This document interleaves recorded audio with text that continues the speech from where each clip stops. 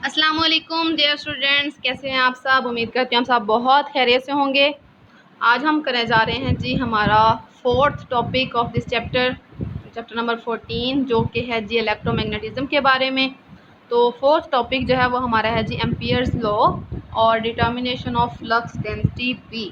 देखिए, जिस तरह से हमने चैप्टर 12 में पढ़ा था, इलेक्ट्रिक इंटेंसिटी पढ़ी, इलेक्ट्रिक फील्ड पढ़ी, इलेक्ट्रिक फ्लक्स पढ़ा, और फिर हमने जो है वो इलेक्ट्रिक फील्ड को फाइंड करने के लिए एक लॉ पढ़ा। बिल्कुल सेम उन्हीं स्टेप्स पे हम चल रहे हैं इस चैप्टर में, चैप्टर 14 में। वहाँ पे हमने काम किया था इलेक्ट्रिक फील्ड के साथ, सेम इसी तरह से यहाँ पे हम काम करेंगे मैग्नेटिक फील्ड के साथ। वहाँ जो लॉ लगाया था हमने वो था जी गॉसेस लॉ। ठीक है, यहाँ पे जो लॉ लगाएंगे बी को फाइंड करने के लिए, मैग्नेटिक फील्ड को फाइंड करने के लिए, या फ्लक्स डेंसिटी को फाइंड करने के लिए, उसको कहते हैं एम्पियर्स लॉ। ठीक है, तो जैसे हमने वहाँ पे गॉसेस लॉ में जो स्टेप्स फॉलो किए थे, अगर आपको याद हो तो सबसे पहला स्टेप था, हमने एक क्लोज्ड सरफेस लेनी होती थी जिसके अंदर हम चार्ज को इनक्लोज करते थे और क्या करते थे, हम इलेक्ट्रिक फील्ड फाइंड कर लेते थे। बिल्कुल सेम इसी तरह से हमने क्या करना है, यहाँ पे करंट कैरिंग कंडक्टर या करंट कैरिंग कॉइल, उसके अराउंड हमने एक लूप लेनी है, एक क्लोज्ड लूप, और उस क्लोज्ड लूप को हम बोलेंगे एम्पियर्स के नाम से ही एम्पीरियन लूप। वहाँ पे हमने क्या किया था, टोटल फ्लक्स को फाइंड किया था, फ्लक्स को कैलकुलेट करके बताया था कि वो बराबर आता है 1/ε0 times the total charge enclosed in that surface. ठीक है, देखिए वहाँ पे हम चार्जेस के साथ डील कर रहे थे, चार्जेस एट रेस्ट। यहाँ पे हम चार्जेस को मोशन में डिस्कस कर रहे हैं, दैट मीन्स हम करंट को डिस्कस कर रहे हैं। ठीक है, तो करंट की वजह से जो फील्ड पैदा हो रही है वो हो रही है जी मैग्नेटिक फील्ड। सेम इसी तरह से हम क्या करेंगे, यहाँ पे एक कंप्लीट लूप ले ली, और कंप्लीट लूप में को क्या करेंगे, हम उसके लिए फ्लक्स फाइंड करेंगे, और टोटल फ्लक्स जो होगा उसको हम कंप्यूट करके बताएंगे कि वो किसके बराबर आता है।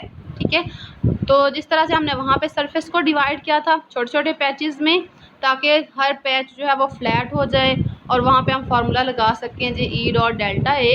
सेम इसी तरह से यहाँ पे भी हम कंप्लीट लूप को छोटे छोटे पाथ एलिमेंट्स में डिवाइड कर लेंगे। पाथ एलिमेंट्स क्योंकि ये लूप है, एक सर्कल। ठीक है, तो इस सर्कल में हम पूरी उसका सरकमफ्रेंस पे चलेंगे, और सरकमफ्रेंस को हम क्या करेंगे, छोटे छोटे हिस्सों में डिवाइड कर लेंगे, और हर हिस्से पे जो है वो हम मैग्नेटिक फ्लक्स का फार्मूला लगाएंगे बी डॉट डेल्टा एल। ठीक है, क्योंकि लेंथ है तो इसलिए डेल्टा एल आ जाएगा, और इसको लगाएंगे, और तमाम लूप के लिए हम फ्लक्स फाइंड करेंगे, और फ्लक्स फाइंड करके एंड पे जो आंसर एम्पियर्स ने निकाला था उसको हम रीड आउट कर लेंगे और उसको अंडरस्टैंड कर लेंगे। ठीक है, तो यहाँ पे अगर आप थोड़ा सा रीड आउट करें इसको, तो वो कह रहे हैं क्या कि हमने लूप को डिवाइड किया हर डेल्टा एल में, हर छोटे एलिमेंट में। हर एलिमेंट की जो लेंथ है वो बहुत ही स्मॉल है, डेल्टा एल है। ठीक है, और हर पाथ एलिमेंट के लिए हमने क्या किया जी, B dot delta L find किया, जो कि बराबर आ जाएगा B delta L cos theta. Theta जो है ये है angle between B and delta L.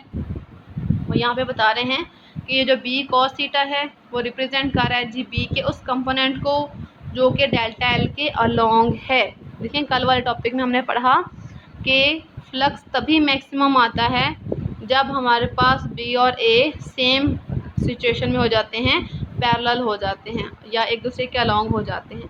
तो यहाँ पे क्योंकि हम लेंथ कंसिडर कर रहे हैं, इसलिए लेंथ के अकॉर्डिंग हम क्या करेंगे, हम बी का वो एलिमेंट लेंगे जो डेल्टा एल के अलोंग होगा, और आपके पास आंसर आएगा B delta L cos theta. इसी तरह से सारे एलिमेंट्स के लिए हमने बी डेल्टा एल ले लिए। ठीक है, उन सबका सम किया। समेशन जब लेंगे तो एम्पियर ने स्टेट किया that the sum of the quantities B dot delta L for all path elements into which the complete loop has been divided. उस पूरी लूप के जो फ्लक्स आपके पास बन रहे हैं, जो बी डॉट डेल्टा एल आपके पास बन रहा है, उन तमाम का अगर आप सम करें तो वो बराबर आता है जी म्यू नॉट टाइम्स। देखिए, जैसे वहाँ पे टोटल फ्लक्स बराबर आ रहा था किसी कांस्टेंट, ठीक है, साथ में एक क्वांटिटी थी जो कि चार्ज था। बिल्कुल सेम इसी तरह से यहाँ पे भी सारे फ्लक्स का सम बराबर है एक कांस्टेंट साथ में एक क्वांटिटी। कांस्टेंट कौन सा है यहाँ पे, म्यू नॉट, और वो जो क्वांटिटी है वो कौन सी है, करंट। वहाँ पे हमने चार्ज लिया था और यहाँ पे हम करंट ले रहे हैं। वहाँ पे जो हमने कांस्टेंट लिया था वो था एप्सिलॉन नॉट, और यहाँ पे अब जो हम कांस्टेंट ले रहे हैं वो है जी म्यू नॉट।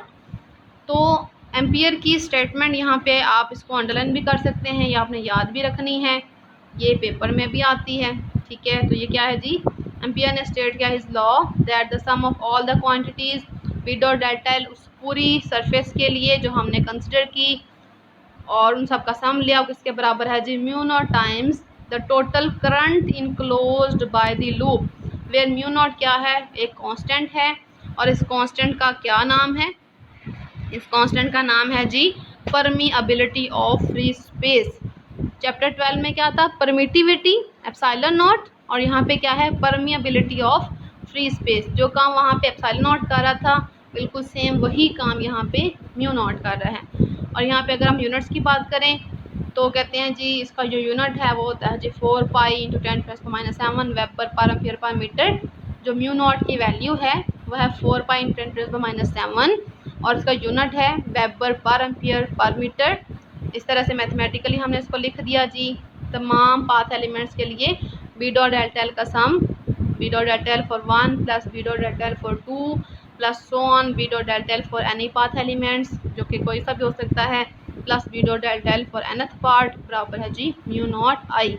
इन सब का सम करेंगे तो सम करेंगे हम समेशन लिखते हैं, समेशन, और ये समेशन जो है वो वेरी कर रहा है फ्रॉम 1 क्वांटिटी से n क्वांटिटी तक। इसलिए यहाँ पे हमने जो वेरिएबल यूज़ किया, वेरिएबल हमने ले लिया r, और इसकी वैल्यू जो है वो चेंज हो रही है 1 से कैपिटल N तक। पहले हम 1 के लिए यही क्वांटिटी लिखेंगे, ठीक है, फिर समेशन की वजह से इसकी वजह से हम प्लस का साइन लिखेंगे, फिर यही जो क्वांटिटी है दिस वन इसको हम लिखेंगे फॉर सेकेंड, ठीक है, फिर समेशन आएगा यहाँ पे, फिर यही क्वांटिटी आएगी, फिर प्लस आएगा ये वाला, और फिर से यही क्वांटिटी, सेम इस तरह से हम चलते जाएंगे और तब तक चलते जाएंगे जब तक ये क्वांटिटीज़ जो हैं वो n तक नहीं चली जाती। और ये किसके बराबर है जी म्यू नॉट आई, ठीक है, mu naught is the constant और आई क्या है जी करंट, जो कि उस कंडक्टर में से पास कर रहा है जिसके अलॉन्ग मैग्नेटिक फील्ड पैदा हो रही है। where b dot delta L for r is the value of b dot delta L of the rth element, and n जो है वो टोटल नंबर ऑफ एलिमेंट्स हैं जिसमें हमने लूप को डिवाइड किया है, और इसको कहते हैं जी एम्पियर्स सर्किटल लॉ।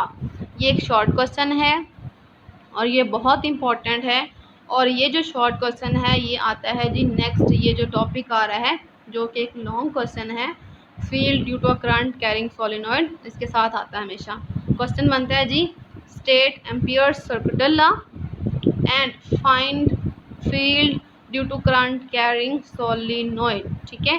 तो आज का लेक्चर हमारा यहीं पे ख़त्म होता है, आपने इसको अच्छे से याद करना है। अगर आपको ये समझ आ जाएगा तो फिर आपके लिए जो लॉन्ग क्वेश्चन है सोलिनॉइड वाला वो बहुत आसानी से आप इसको कर सकते हैं, ठीक है। इसलिए आपने इस टॉपिक पे बहुत मेहनत करनी है और इसको अच्छे से मेमोराइज़ कर लेना है। थैंक यू सो मच, अपना ख्याल रखिएगा, अल्लाह हाफिज़।